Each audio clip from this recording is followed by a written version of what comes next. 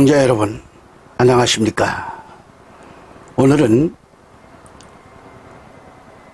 사무엘하 9장 1절로 8절까지 말씀을 제가 봉독한 다음 말씀을 전합니다. 다윗이 말하기를 사울의 집에 아직 남아있는 자가 있느냐? 내가 요나단을 인하여 그에게 은총을 베풀리라 하니라. 사울의 집에 속한 한 종이 있었으니 그의 이름이 시바더라. 그를 다윗에게로 부르니 왕이 그에게 말하기를 네가 시바냐 하자. 그가 말하기를 주의 종이 그러하나이다 하더라. 왕이 말하기를 사울의 집에 아직 남아있는 자가 있느냐? 내가 그에게 하나님의 은총을 베풀리라 하니 시바가 왕에게 말하기를 요나단에게 아직 한 아들이 있는데 그가 다리를 쳐나이다 하더라.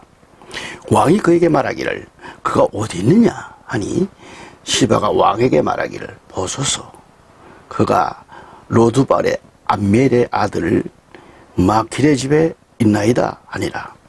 다윗 왕이 보내어 로두발로부터 암멜의 아들 마킬의 집에서 그를 데려오니라. 사울의 손자요 요나단의 아들인 무비보셋이 다윗에게 나와 그의 얼굴을 대고 엎드려 경의를 표하더라. 다윗이 말하기를 무비보셋아 하니 그가 대답하기를 보소서 주의 종이니이다 하더라. 그러자 다윗이 그에게 말하기를 두려워 말라. 내가 내 아버지 요나단을 인하여 너에게 반드시 은총을 베풀 것이며 내가 내 조부 사울의 모든 땅을 내게 돌려줄 것이니라. 또 내가 계속해서 내 식탁에서 먹을지니라 하니 그가 절하며 말하기를 주의 종이 무엇이기에 주께서 죽은 개 같은 나를 돌아보시나이까 하더라. 아멘. 자, 오늘의 말씀의 주제는 명예가 회복된 식탁입니다. 이 시간 우리 주 예수 그리스도의 이름으로 영원한 길, 생명의 길, 장차 주님과 함께 영원히 함께하는 삶을 이룰 수 있기를 바라고 간절한 마음을 담아 이 말씀을 기원하고 선포합니다. 오늘 본문의 내용은 다윗 왕의 친구인 요나단의 아들이며 사울의 손자인 무비보셋에게 베푼 은혜에 대한 말씀입니다. 다윗 왕이 사울 왕의 종이었던 시바에게 폐가 망신한 그 사울 왕의 집에 남아있는 자가 있느냐고 물었습니다. 역대상 8장 33절을 보면 사울 왕간에는 가족이 많았다는 것을 볼 수 있죠. 온 나라 전역에 그들의 그 인척들이 참 많았습니다. 전역에 가족들이 많았죠. 그런데 사울왕이 하나님께 범죄함으로 인해서 그 가문은 망하게 됩니다. 불순종함으로 그의 가문이 몰락하게 돼버리니까 몰락하게 됐어요. 시바는 늙은 종인데 한때 사울왕의 종이었습니다. 이 사울왕의 후손 중에 아직 남아있는 자가 있느냐고 다윗 왕이 지금 시바에게 질문을 하고 있는 거죠. 시바는 아직 남아있는 자가 있다고 보고합니다. 그는 바로 사울 왕의 손자요 요나단의 아들 무비보셋이죠. 또한 그가 살고 있는 집은 로드발이라는 장소에 그 암멜의 그 아들 마킬의 집에 있다고 했습니다. 그 다음에 암멜의 집은 예루살렘 성 밖에 있는 거예요. 그곳은 아주 황폐한 곳입니다. 그런데 시바는 무비보셋은 다리가 정상이 아닌 절름발이라고 보고했습니다. 사울의 후손이 있다는 말에 다윗 왕은 깜짝 놀랐습니다. 그리고 그를 데려오라고 명령했고 그래서 무비보셋이 다윗 왕 앞에 서게 됐습니다. 다윗 왕 앞에 선 이 무비보셋은 8절에서 그가 절하며 말하기를 주의 종이 무엇이기에 주께서 죽은 개 같은 나를 돌아보시나이까 하면서 무비보셋은 어찌할 바를 몰라 했습니다. 불안을 갖지요. 그러한 무비보셋에게 다윗 왕은 네가 계속해서 내 식탁에서 먹을지니라 하고 자비를 베풀며 축복의 말을 합니다. 그리고 사울 왕가의 모든 잃어버렸던 재산을 찾아서 손자인 무비보셋에게 다시 찾아주도록 한 것입니다. 이것이 오늘 본문의 내용이죠. 그런데 여기서 한 가지 의문을 품을 수 있습니다. 역대하 22장 10절 12절에 가보면 왕손은 한 사람에도 그 씨를 남기지 아니했다고 기록되어 있었죠. 그래서 다윗과 사울은 서로 적적이었습니다. 정적이었죠. 정적이었는데 사울 왕의 손자인 무비보셋은 가문이 망하지만 않았더라면 왕자의 위치요. 왕이 될 사람이었습니다. 다윗 왕이 자신의 정적인 사울 왕의 후손인데 왜 이렇게 선행을 베풀었을까 하는 선한 의문을 좀 갖지 않을 수가 없습니다. 본문은 역사 속에서 다윗 왕이 베푼 이 선행 속에는 복음의 엄청난 비밀과 보화가 숨져 있다고 봅니다. 고린도후서 3장 14절의 말씀대로 구약을 읽을 때에 수건을 벗고 그랬는데, 즉 예수께로 돌아가면 이 본문이 주는 보화와 같은 진리를 발견할 수 있게 된다 그겁니다. 본문이 주는 복음적인 의미를 세 가지로 살펴본다면, 첫째는 성도의 모형을 무비보셋에서 찾아볼 수가 있죠. 사무엘하 9장 6절에 사울의 손자요 요나단의 아들인 이 무비보셋이 다윗에게 나와 그의 얼굴을 대고 엎드려 경의를 표하더라. 다윗이 말하기를 무비보셋아 하니 그가 대답하기를 보소서 주의 종이니이다 하더라. 무비보셋은 성도의 모형이에요.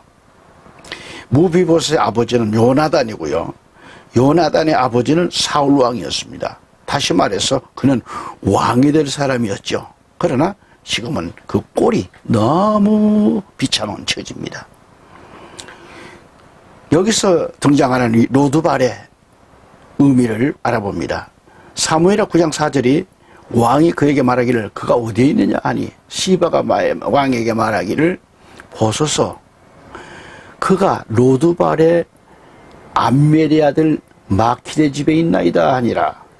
그러니까 무비보셋이 사는 곳이 어디예요? 로드발입니다. 로드발은 요단 동쪽에 있는 그런 마을이죠. 목초가 없는 황량한 땅입니다. 버려진 땅, 황폐한 땅이죠. 죄인들이 숨어 있어 사는 곳이 그곳입니다. 그러니까 무비보셋은 왕의 공전이 있어야 될 신분인데 할아버지 아사울의 불순종으로 인해 가문이 망하고 저주의 땅에 거하게 됐습니다. 마찬가지로 아담 한 사람의 범죄로 인해서 온 인류가 저주의 땅, 고난의 땅, 죽음의 땅인 이 세상에 모든 인간들이 살게 됐다라는 그 복음적인 내용이 오늘 본문을 통하여 알 수 있습니다. 그 다음에 절름발인 무비보셋은 어떤 인물인가요? 사무엘하 9장 3절을 보았듯이 요나단에게 아직 한 아들이 남아있는데 그가 다리를 전다 그랬습니다. 13절에 보면 그가 다 두 다리를 절더라 했어요. 여기 무비보셋은 절름발입니다. 특히 두 다리를 저는 절름발이라는 점을 강조하고 있습니다. 이는 무비보셋의 육신이 매우 흉측한 모습을 하고 있다는 점이죠. 이를 영적으로 복음적으로 해석한다면 타락한 죄인들을 가리키며 죄진 인간들의 흉측한 모습을 가리키고 있습니다. 구약 성경을 찾아보면 죄인들의 흉측한 모습을 표상학적인 방법을 통해 우리에게 깨닫게 하려는 데 있습니다. 이런 의미에서 죄인의 모습을 가장 잘 말해주고 있는 것이 구약에 나타나고 있는 한센병입니다. 바로 나병 환자죠. 문둥병. 이 한센병자는 얼마나 그 모습이 흉측한지 모릅니다. 이분들에게는 악취가 많이 납니다. 그 모습을 통해 하나님께 범죄한 죄인의 모습을 보여주고 있는 거예요. 구약은 장차 올 복음을 예표하고 있습니다. 범죄한 모든 인간들은 한센병과 같은 거죠. 하나님 앞에서는 차마 얼굴을 들 수 없을 만큼 흉측한 모습은 바로 죄인들의 모습을 가리키고 있는 겁니다. 썩은 냄새가 나고 있습니다. 무비보셋이 두 다리를 절고 있다는 것도 죄인의 모습을 상징한다 하겠습니다. 애청자 여러분,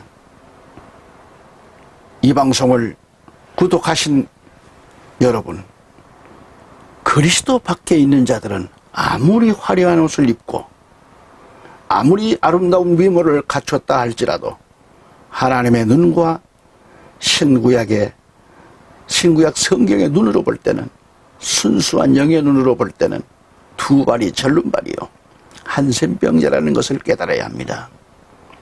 아무리 좋은 향수를 뿌렸을지라도 영적으로는 썩은 냄새가 나는 존재인 것을 알아야 합니다. 또한 본문을 통해 아담 한 사람의 범죄가 얼마나 무서운가를 깨닫는 데 있습니다. 사울왕이 하나님께 반역했던 그 범죄가 얼마나 무서운 것인가를 깨달을 수가 있습니다. 그리고 내가 하나님 앞에서 저지른 그 범죄가 얼마나 무서운 것인가를 깨닫게 하는데 있는 겁니다. 여기 무비보셋이 정말 왜 두 다리를 절게 되는가 이겁니다. 그 이유에 대해 사무엘하 4장 4절로 넘어가 봅니다. 사울의 아들 요나단에게 다리를 저는 한 아들이 있더라. 이스라엘에서 사울과 요나단의 소식이 왔을 때 그가 5살이었는데 그의 유모가 그를 업고 도망할 때 급히 도망하다가 그가 떨어져 절게 되었더라. 그의 이름은 무비보셋이라 그랬습니다. 다시 말하면 5살 때에 길러준 유모의 실수로 다리를 절게 되었음을 봅니다. 여기서 또한 깊은 진리가 담겨져 있음을 알 수 있습니다. 작금의 성도들의 믿음을 보면 다리를 저는 절름발이의 믿음, 반쪽 믿음을 가리킵니다. 하나님 보시기에는 흉측한 믿음에 불과한 겁니다. 왜 그럴까요? 이것은 길러준 어머니 때문입니다. 다시 말하면 곧 교회 때문입니다. 타락한 교회 때문입니다. 진리만을 선포해야 할 하나님의 교회가 세속화되다 보니 참된 복음의 양식이 아닌 독초를 먹이고 있습니다. 타락된 비진리를 먹이고 그렇게 먹이기 때문에 성도들이 절름발이가 되고 있다는 점입니다. 비정상적인 기독교인들이 참 많습니다. 지금 타락한 비진리를 선포하는 이단의 무리 속에 속한 그런 자들은 바로 이러한 의미에서 절름발이와 같은 모습이라 하겠습니다. 본문을 보면 무비보셋이 로드발에서 살았고 절름발이었다라는 것을 강조하는 것은 우리의 옛사람의 본성을 말해주고 있습니다. 그렇게 보셔야 됩니다. 그게 또 세 번째는 왕의 신분을 왜 잃었을까요? 왕의 신분을 왜 잃었을까? 창세기 1장 28절에 하나님께서 그들에게 복을 주시고 하나님께서 그들에게 말씀하시기를 타산하고 번성하며 땅을 다시 채우고 그것을 정복하라. 그리고 바다의 고기와 공중의 새와 땅 위에서 움직이는 모든 생물을 다스리라 하시니라. 그래서 그 다음 무비보셋은 왕손의 위치를 잃어버렸습니다. 가만히 있으면 아버지의 뒤를 이어 무비보셋이 왕이 되었을 거예요. 그러나 할아버지의 죄로 인해서 그 모든 위치와 축복을 다 상실해버린 겁니다. 이것은 무엇을 의미하는가? 우리 인간이 아담의 범죄로 인해 하나님께서 주신 다스리는 권세를 상실하는 것을 말해주고 있습니다. 창세기 1장 28절에서 하나님께서는 아담에게 다스리는 권세를 주었다고 했습니다. 그리고 바다의 고기와 공중의 새와 육축과 온 땅과 땅에 그 기는 모든 것을 다스리게 권한을 주었습니다. 다시 말하면 왕권을 주었습니다. 그것은 그 아담 안에서 모든 인류가 왕권을 받은 거죠. 아담이라는 히브리 단어는 단수이면서 집합체입니다. 다시 말씀드려서 그것은 아담 한 사람을 가리키는 동시에 온 인류를 가리키고 있습니다. 그러나 아담의 범죄로 말미암아 다스리는 권세를 상실한 거죠. 왕권을 받은 백성들, 하나님의 형상으로 지음받은 백성들, 오늘 우리들이 다스리는 권세를 잃어버린 겁니다. 잃어버렸어요. 마찬가지로 무비보셋은 본래 이스라엘 왕권을 계승할 그런 신분이었지만 그 신분을 상실한 겁니다. 받을 축복을 상실해버린 겁니다. 그것은 최대 비극이죠. 기독교는 어디에서부터 출발하는가? 바로 무비보셋의 신분에서부터 출발하는 겁니다. 다시 말하면 나는 절름발이요 나는 이 하나님의 형상을 다스리는 권세를 잃어버렸다는 것을 깨달았을 때 시작되는 것이며, 나는 로드발의 저주받은 땅에서 사는 흉측한 죄인인 것을 고백하는 데서부터 기독교는 시작되며 내 신앙이 시작되는 것을 알 수 있습니다. 우리의 출발은 영적으로 무비보셋과 같은 모습에서 출발해야 할 것을 본문이 가르쳐주고 있습니다. 오늘 이 시대는 얼마나 인간들이 뻔뻔스러운지 몰라요. 하나님 앞에 나온 성도들의 모습조차 얼마나 목이 굳어 있는지 모릅니다. 많은 고난을 겪으며 복음의 역사상 유례없는 위대한 사명을 감당한 이 바울의 마지막 고백은 나는 죄인 중에 괴수라고 하겠습니다. 바울은 무비보셋과 같은 자신의 흉측한 죄인의 모습을 발견했기 때문에 이런 위대한 고백을 할 수 있었음을 알 수 있습니다. 그 다음에 예수 그리스도의 예표인 다윗을 찾아볼 수 있습니다. 자, 사무엘하 9장 3절을 보면 왕이 말하기를 사울이 집에 아직 남아있는 자가 있느냐? 내가 그에게 하나님의 은총을 베풀리라 라고 했습니다. 본문의 다윗 왕의 모습은 예수 그리스도의 예표를 말합니다. 구약의 많은 인물들이 예수 그리스도를 예표하고 있습니다. 그 중에 다윗 왕은 그리스도의 왕권, 구속의 주가 되신 예수 그리스도를 가리킵니다. 본문의 다윗 왕은 먼저 무비보셋을 찾았다고 했습니다. 여기서도 깊은 진리가 숨겨져 있잖아요. 무비보셋이 원해서 왕 앞에 나간 것이 아닙니다. 누가 시켜서 한 것도 아닙니다. 부탁을 받아서 한 것도 아니잖아요. 다윗 왕과 무비보셋의 아버지인 요나단과는 절친한 친구였습니다. 지금 그의 아들을 찾고 있습니다. 이것은 무엇을 의미하는가? 이것은 죄인들을 찾아오신 예수 그리스도의 모습을 이야기하고 있는 겁니다. 무비보셋은 다윗의 정적, 곧 반역자의 자손입니다. 그는 극형을 받아야 옳습니다. 그러나 다윗 왕은 참았습니다. 모든 인간들은 죄인의 자손입니다. 그러므로 하나님 앞에서 마땅히 멸망당해야 마땅한 죄인들입니다. 그러나 하나님께서 이 땅에 먼저 찾아오셨다라는 사실입니다. 할렐루야. 이스라엘 백성이 이집트에서부터 구출받은 것도 마찬가지죠.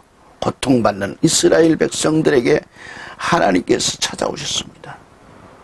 이스라엘 백성들이 가나안 땅에 데려다 달라고 하나님께 부탁한 일도 없습니다. 하나님께서 먼저 이집트의 종로로 타는 이스라엘 백성에게 찾아와 주신 겁니다. 바로 죄로 말미암아 죽어가는 모든 인간들에게 예수 그리스도가 육신을 입고 이 땅에 찾아와 주셨습니다. 하나님께서 찾아와 주셨습니다.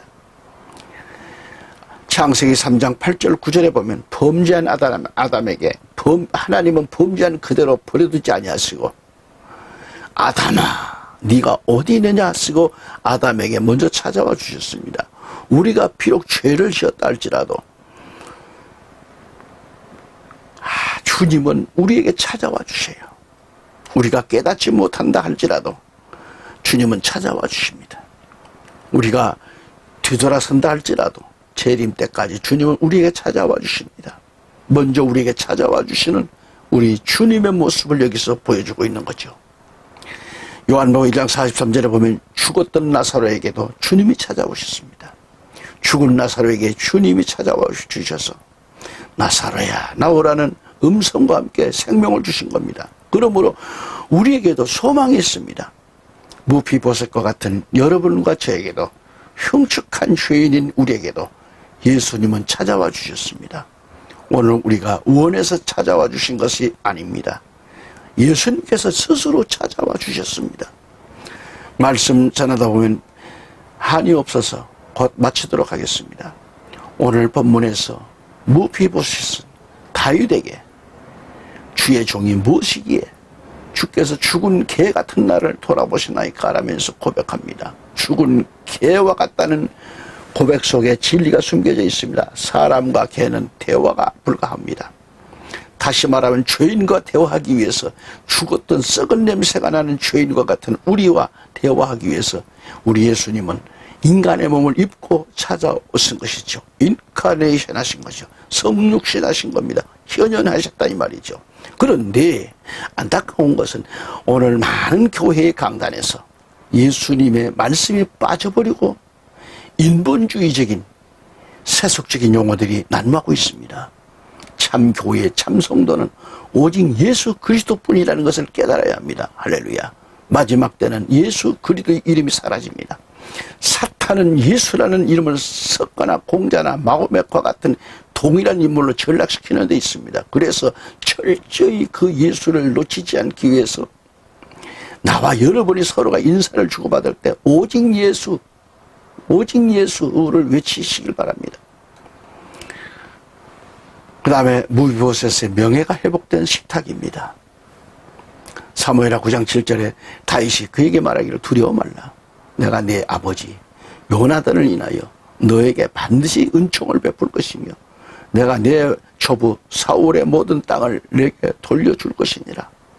또 내가 계속해서 내 식탁에서 먹을 것이니라고 하니 본문에서 이 무비보셋이 받은 축복을 성도들이 받을 축복들의 모형인 겁니다.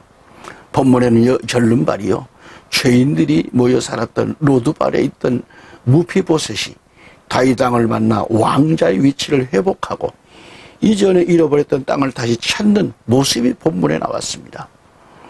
7절에서 보았듯이 다윗은 무비보셋에게 네가 계속해서 내 식탁에서 먹을지니라는 명예가 회복되는 축복의 식탁이었습니다.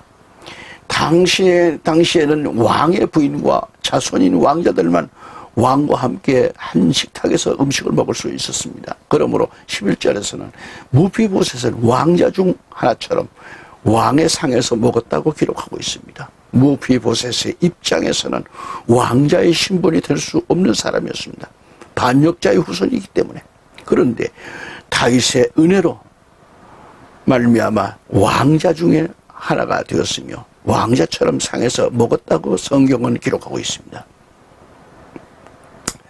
이것은 복음적으로 이제 우리가 과거에 잃어버렸던 왕권을 그리스도 안에서 다시 찾을 것을 말해주고 있죠. 무비보셋은 본래 왕권을 소유한 자였는데 할아버지 사울의 범죄로 말미암아 잃어버렸던 것입니다. 그 잃어버렸던 왕권을 이제 다윗 왕을 통해서 다시 찾게 된 것입니다. 우리는 하나님을 통해서 에덴 동산의 왕권을 받았습니다. 그러나 인류의 조상 아담의 범죄로 말미암아 그 왕권을 잃어버렸습니다. 그러나 예수 그리스도를 통해서 예수 안에서 그 왕권을 다시 소유하게 되는 에덴의 회복이 있게 됩니다. 요한계시록 20장 6절에서 그 궁극적인 성취를 말해주고 있습니다. 1000년 동안 그리스도와 더불어 왕노릇하리라. 즉 그들이 하나님과 그리스도의 제사장들이 되어 1000년 동안 그와 함께 통치하리라는 말씀입니다. 할렐루야. 감사합니다. 오늘 말씀을 정리를 해봅니다. 무비보셋의 명예가 회복된 식탁이라고 했습니다. 오늘 우리는 무비보셋 속에 감추어진 또 다른 진리 3가지를 말한다면, 첫째는 이름의 비밀이죠.